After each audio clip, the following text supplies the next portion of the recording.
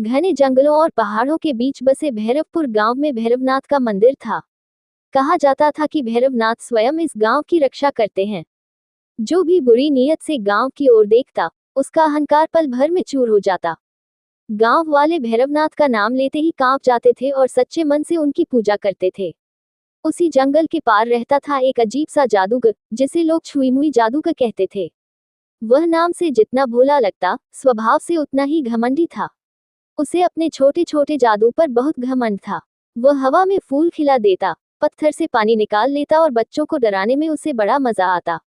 धीरे धीरे उसका अहंकार इतना बढ़ गया कि उसने खुद को देवताओं से भी बड़ा समझना शुरू कर दिया।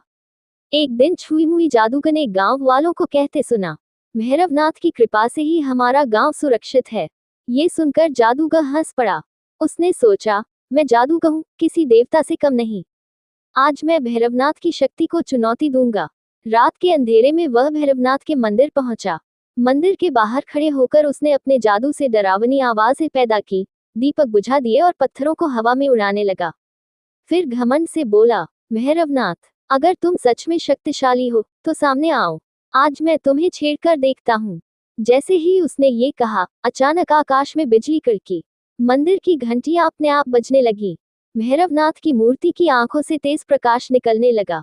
पूरा वातावरण भय और शक्ति से भर गया।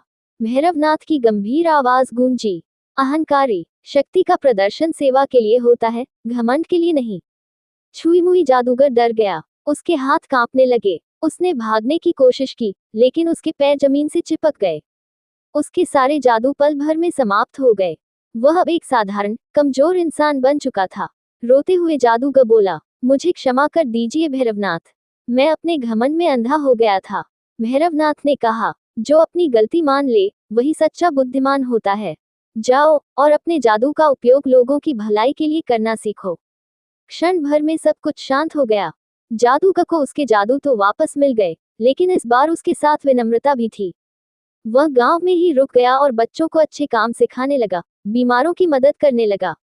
उस दिन के बाद किसी ने उसे अहंकारी जादूगर नहीं कहा। अब वह था सेवा करने वाला जादूगर। और भैरवपुर गांव पहले से भी अधिक सुरक्षित हो गया।